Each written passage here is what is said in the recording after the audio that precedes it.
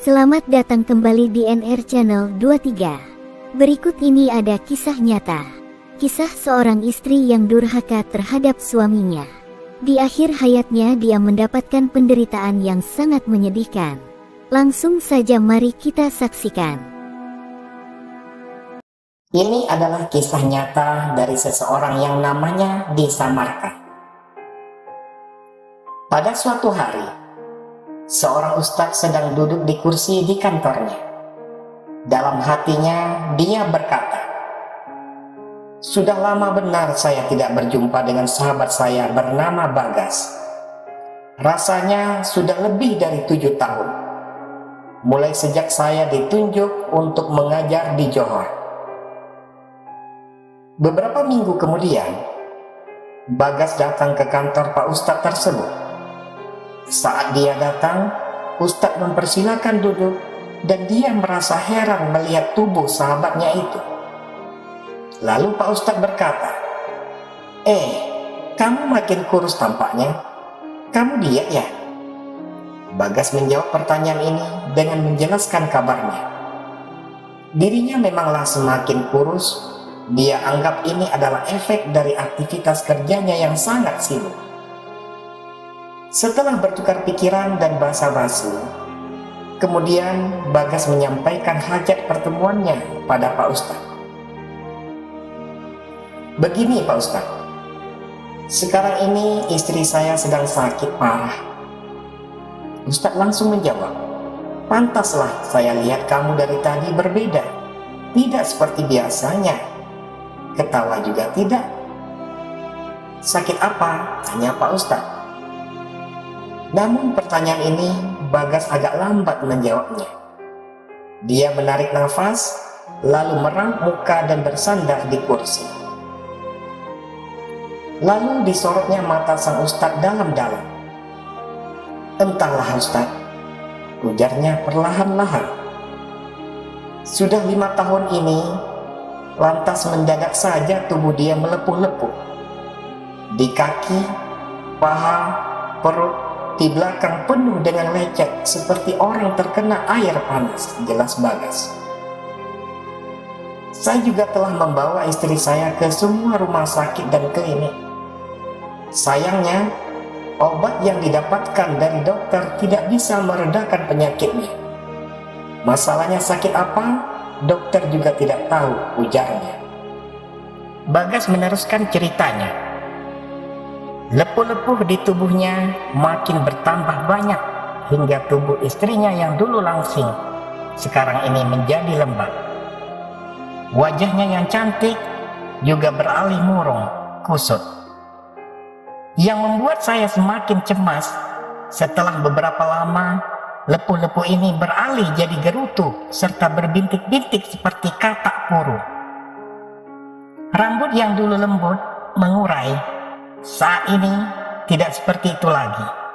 Semakin hari semakin banyak rambutnya yang rontok, hingga menunjukkan kulit kepalanya yang putih. Dalam waktu yang sama, kuku tangan dan kakinya juga jadi lebam. Kondisinya ini sangatlah menyedihkan. Usianya masih 30-an, tetapi terlihat seperti wanita yang telah berumur 90-an. Ya, seperti daun karet gugur di musim panas. Kemudian keesokannya, Pak Ustadz datang berkunjung dan melihat langsung keadaan istri Bagas. Kondisinya betul-betul sangatlah parah. Sang Ustadz mencoba mencari tahu tentang apa yang telah terjadi. Namun, ia selalu berhati-hati agar pihak keluarga tidak tersinggung. Lalu Pak Ustadz memberikan saran bahwa kadang-kadang seseorang ditimpa penyakit seperti itu karena balasan oleh Allah untuk orang-orang melakukan dosa, termasuk durhaka kepada orang tua atau suami. Lalu sang Ustadz bertanya, "Apakah istrimu sudah meminta ampun dari orang tuanya?" "Sudah Pak Ustadz, dengan ibu dan ayahnya," jawab Bagas. "Apabila demikian, baguslah," kata Pak Ustadz. Kemudian sang ustadz mencoba mengobati dengan doa-doa atau ayat-ayat yang diambil dari Al-Quran.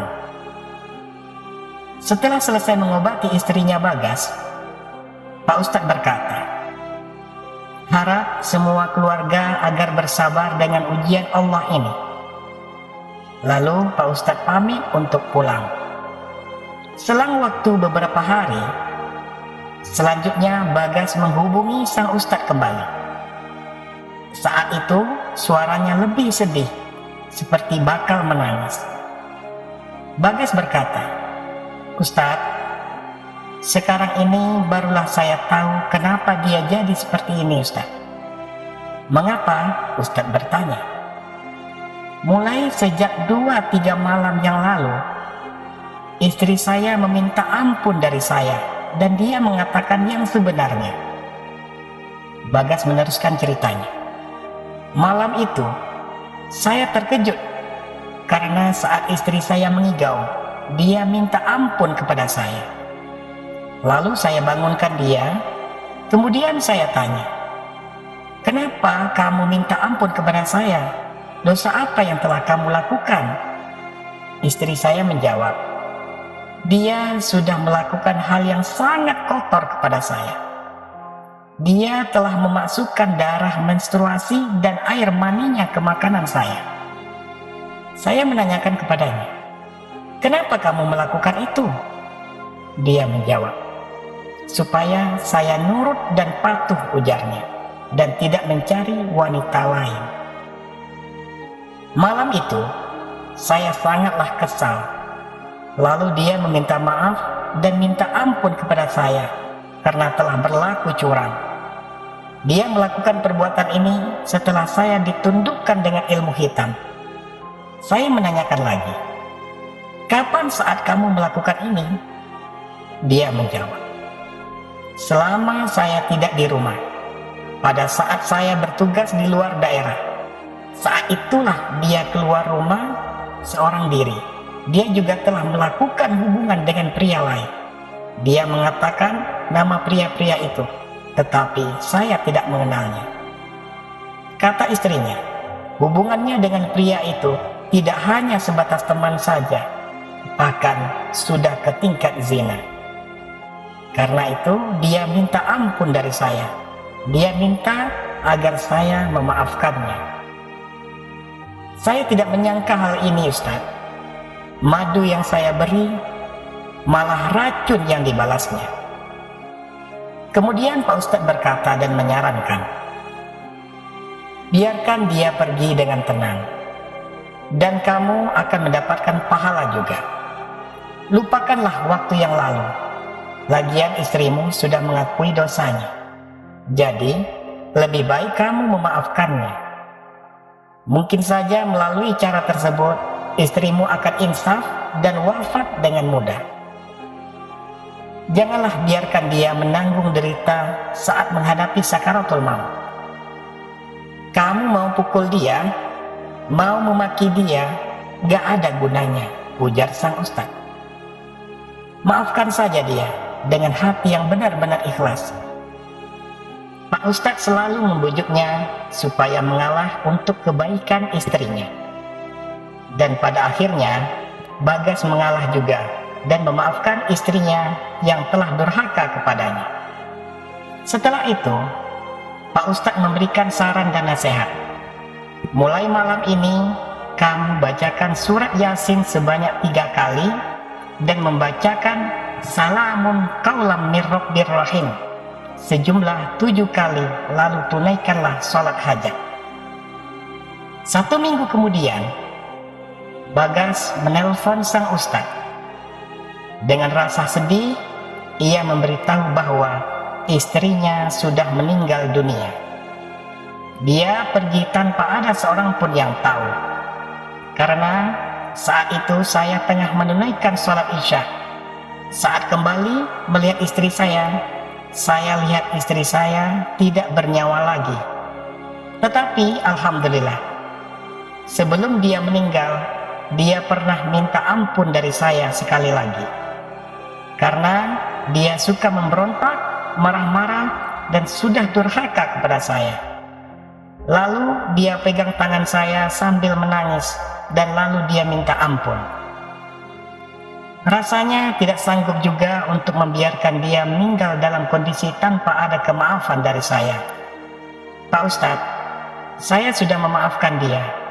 Akan tetapi, kata Bagas, lendir dan nanah busuk tetap masih mengalir dari alat kelamin almarhumah istri saya. Dan sampai mayatnya dimakamkan. Demikianlah kisah singkat hari ini. Semoga bermanfaat buat kita semua. Dan semoga kita selalu dilindungi Allah dari godaan setan yang terkutuk. Amin. Terima kasih dan sampai jumpa kembali. Jangan lupa like dan subscribe ya. Assalamualaikum warahmatullahi wabarakatuh.